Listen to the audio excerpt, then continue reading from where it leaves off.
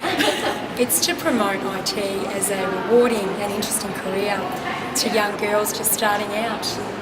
Is to get more girls into the field. It seems to be dropping off, the girls that are choosing IT to the future. So we're here to promote it, to say it's not just about geeks.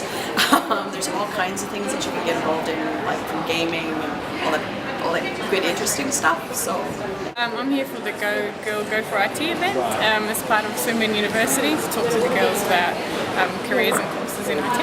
I think it's a really good opportunity to explain the different types of career paths that can be developed and pursued in IT, and also to break down some of the stereotypes as well that might exist. It's a very challenging industry and they have a very good future in IT.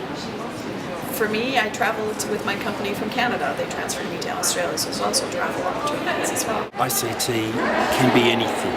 It's a very open industry, it's creative, I think there's lots that you can do in it, and it's definitely not just, geeks sitting in a switchboard room. It's a way for us to get our brand out to these younger girls, to inspire them, to let them know that, the career isn't geeky. There's an opportunity to actually work on some really interesting projects.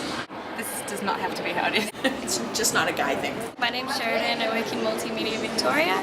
I work in administrating and helping companies, ICT companies from Victoria travel to overseas trade shows, and they get to promote their products and innovations overseas, and then increase exports for our industry here in Victoria.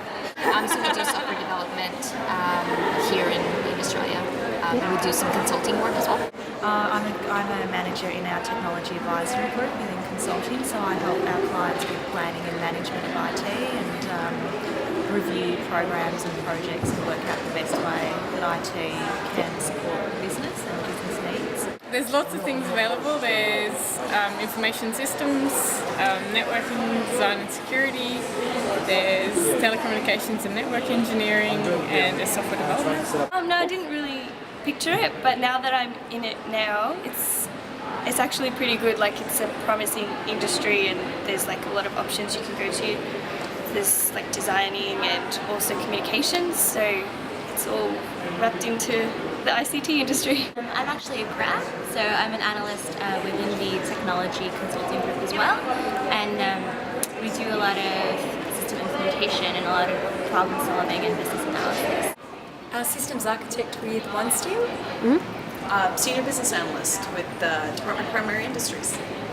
I'm test analyst for Architect. Definitely, there's more girls needed in IT, and girls are really good at leadership, so they can get into those higher functions in IT. So yeah, if I could go to school again, I would definitely go somewhere like information systems and become a business analyst. And I'm in the mining industry, so you traditionally don't have a lot of women, so I'm really the only woman in my area, which is recycling.